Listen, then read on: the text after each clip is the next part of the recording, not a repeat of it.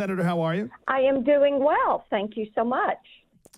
Thanks for taking time today. So we had two women who just happened to call in at the end of the last hour, and it was particularly about abortion. Actually, that's not true. The first caller was mostly focused on abortion, which was the second question of the debate. And then the second one was more just about economic issues and moms.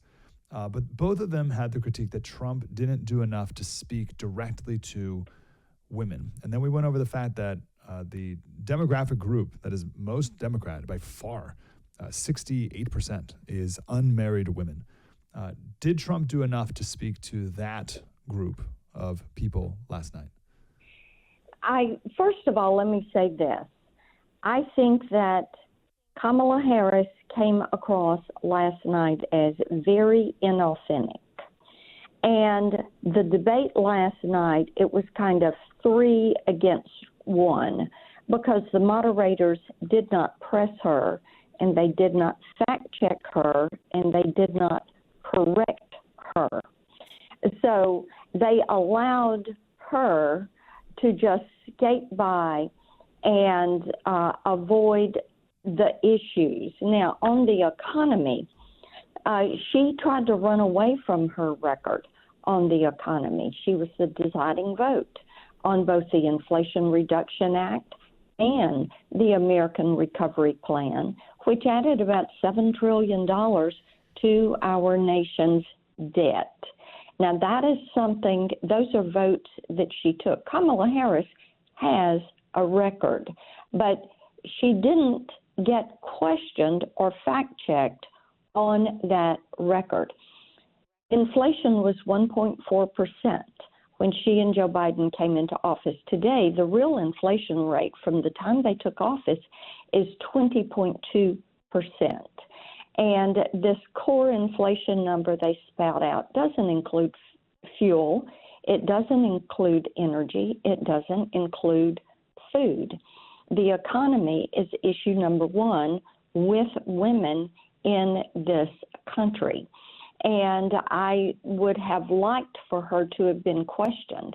The other thing that on that economy, there are things that they could do right now. They could shut off some of this out of control spending. And she has said she was going to allow the Trump tax cuts to expire. That's the single largest middle-class tax cut in our nation's history. She has said she is going, and, you know, if those expire, in addition to the $1,013 per month that Tennesseans are spending every month to buy the same basket of goods and services they bought in 2020, then you're going to have the impact of those tax cuts. It will be massive. It will be unaffordable because under their plan, there's trillions of dollars of new taxes, taxing unrealized cap gains, a death tax, if you will, that they're looking at putting in place, more taxes that are going to be raised on corporations, and that means corporations don't have money for salaries and they don't have money for earnings. So, you know, there are things that she could have been questioned on and not allowed to skate on. And, of course, President Trump could have talked more about how that impact is on the family and what it is doing to the budget of families and small businesses every single month. What did you make of, there's 2 questions here. The fact that abortion was the second question asked. Yes. That is clearly where Kamala, that's what she's most passionate about. There's no question, that and environmentalism stuff, but I think abortion more so than anything. So the fact that it was the second question, but then just how she answered it in general. And what she said was just inaccurate. The only people that are wanting to federalize abortion policy are the Democrats, because the Republicans have honored what the Supreme Court said, and President Trump honored it in his remarks last night. and said that with the Dobbs decision, abortion returns to the states. The Republicans are a pro-life party. They're always going to be a pro-life party. And President Trump and the Republican platform lay out that we are a pro-life party. And when it comes to the issue of abortion, we recognize the need for the exceptions of rape, incest, and life of the mother. And what Kamala Harris said and what she tried to say was President Trump's position was inaccurate. It is not. And the only people that have supported, Kamala Harris has a record on this. She has voted with the Democrats in the Senate on a bill that would allow abortion up to the point of birth. Now, that is their position. That is a vote that every Democrat in the U.S. Senate voted for when they put their abortion bill on the floor of the U.S. Senate and Chuck Schumer called the vote. They would federalize it. They have taken that vote.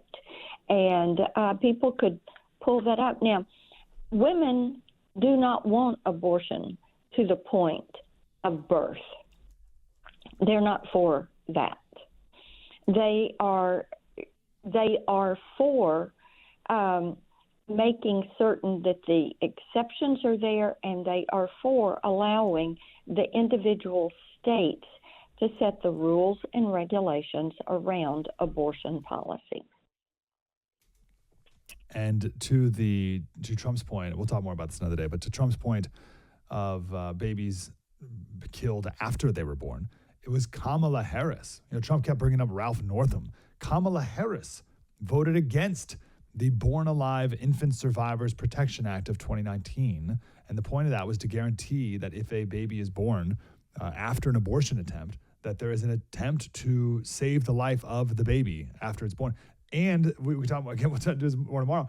In Minnesota, Tim Walz eliminated the requirement of the state and doctors in the state to try and keep the baby alive. Instead, he changed it just to has to provide care. But that could be, as Ralph Northam talked about, comfort and just letting the baby die. This happens. It's a real thing. Kamala Harris voted against it in 2019. Right. She certainly did, and that was a vote she took. That is a matter of Senate record. And the Born Alive Act, the pro-life provisions that had been pushed forward, she voted against that. And as I said, she also voted for the Democrat bill that would allow abortion up to the time of birth. Yep. Okay. She just, two things that she just has done. Right when the debate was over, she called for a second debate.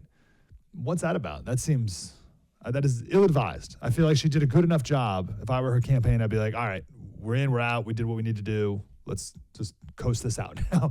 Why would she want to do another one? I think that they feel like she was able to come across without too many word salads last night. They had friendly moderators that stuck with her through the debate, that did not question her, did not fact check her. They were all in against President Donald Trump. As I said, it was a 3-on-1 last night. And they want to, I think this is more of what the Democrats like to do, try to goad people into different situations. Maybe Fox News will get a debate. We'll see what ends up happening with that. You've had CNN and you've had ABC. Maybe Kamala's team thinks that they can get another group of friendly moderators who will kind of coach her through the debate. Here's the thing. This is someone that wants to be president of the United States. And they have given one interview and had to have their VP there with us to kind of fill in the gaps. So Tim Walz did her one interview with her. Now you have a debate where the moderators helped her through the debate and did not press her for clarity. That first question, are you better off today than you were 4 years ago? The moderator should have said, we know your backstory, but Madam Vice President, are the American people in a better financial position today than they were 4 years ago? But Kamala Harris is trying to act like she has not been in office, that she has not taken any action. She is trying to act as if Donald Trump is the incumbent, and the last 4 years have never occurred. And that is just inaccurate. We also learned last night that she is a gun owner, she said. I'd like someone to ask her a little bit about that. And she said, I would never confiscate guns. 3 days ago, she tweeted, we must pass an assault weapons ban. 3 days ago, let alone everything she said over her life. I'll end with this, Senator. She also tweeted out, I have the endorsement of 200 Republicans who formerly worked with Bush, Mitt Romney, and John McCain. Does that help her? What is the message there? No, I don't think it helps her at all. I think that the American people are going to have their say. They're looking for who is going to endorse them, and that is President Donald Trump, who repeatedly says and reminds people that the only thing standing between them and the federal government coming and taking away some of their rights, putting this gun confiscation in place, taking more of their paycheck. The only thing that stands between that and them is Donald Trump, who continues to fight. And his campaign is all about the American people. And I think Kamala's campaign recognizes that, and they are trying to make it look like she is the champion of the middle class, when every step they have taken has hurt the middle class. Every step the Biden-Harris administration has taken has hurt the middle class.